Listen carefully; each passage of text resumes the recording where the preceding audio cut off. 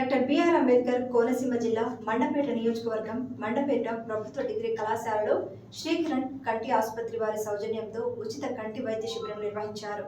సుమారు 300 మంది మండపేట పరిసర ప్రాంతాల ప్రజలు కంటి వైద్య పరీక్షలు చేయించుకున్నారు. కళాశాల ప్రిన్సిపల్ డాక్టర్ టికేవి శ్రీనివాసరావు ఆధ్వర్యంలో ఈ శిబిరం నిర్వహించారు. ఈ శిబిరంలో బీపీ, షుగర్ పరీక్షలు నిర్వహించారు. కళాశాల అధ్యాపకుల సౌజన్యంతో ఉచితంగా మందులు పంపిణీ చేశారు. అవసరమైన వారికి శస్త్రచికిత్సలు శ్రీకిరణ్ కంటి ఆసుపత్రి కాకినాడలో ఉచితంగా నిర్వహిస్తారని తెలిపారు. ఈ కార్యక్రమంలో లైబ్రేరియన్ పి వెంకన్న, లెక్చరర్లు doctor KSR, doctor Nayak, Shankar, Gopalakrishna, doctor Madhu, Ramakrishna, Abhinay, Rajesh తదితరులు పాల్గొన్నారు. పట్టణ బీజేపీ అధ్యక్షుడు నాలం ఫణిప్రకాష్, బీజేపీ యువమోర్చా కార్యదర్శి పాలిక రమణలు శిబిరాన్ని సందర్శించి ప్రిన్సిపల్, అధ్యాపకులను అభినందించారు.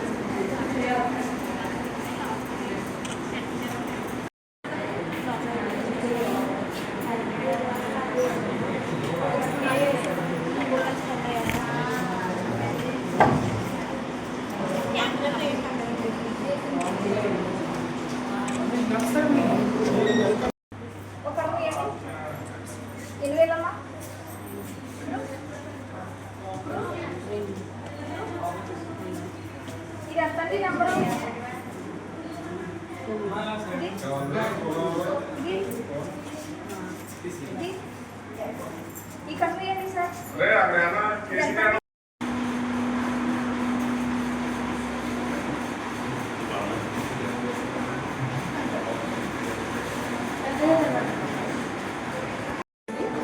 నా పేరు భవాని.